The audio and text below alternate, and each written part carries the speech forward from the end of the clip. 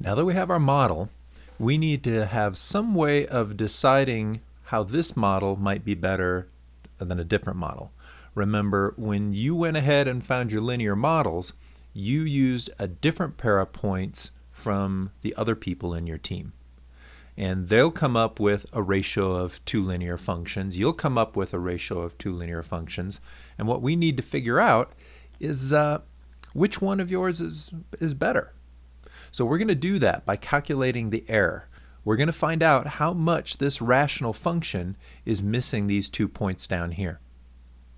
So to do that, I'm going to go up and I'm going to look at these two numbers and figure out what the percent error is.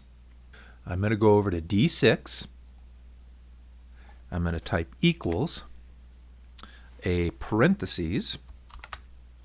And I'm going to say the difference between the PE ratio, so B6 minus the estimate of the PE ratio, and the parentheses. So that's going to tell me how far apart the function is and the data.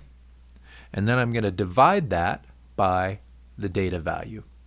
So the difference between the two data points divided by the actual data point. Hit enter, and it comes up with 0. And that's because the data point and the model coincide right there. Now I don't want to type these in the rest. I'm going to use a fill, so I'm going to click on D6, grab the fill bar, and fill the rest of it. As long as you've gone ahead and used the first and the third or the first and the fourth, but you do it for both the same pair of points for both the price and the earnings, you're going to find that your ratio is going to go through two of the points perfectly. So I was using the first and the fourth for the price and the first and the fourth for the earnings, so I got a 0% error. Now, here is the percentage that I'm missing when I go through use the model.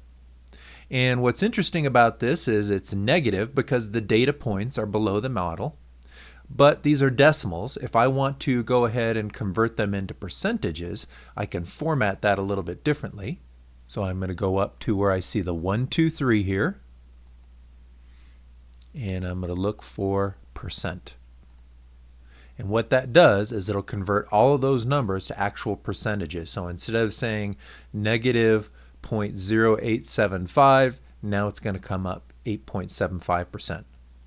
So I know that my data points were 8.75% below the model and 5.16% below the model.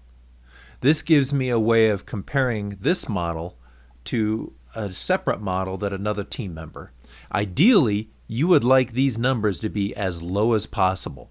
That means that your model is going closer to the data points. So you'll need to check those and compare those within your group and then use that to figure out what's happening to the model in the long term.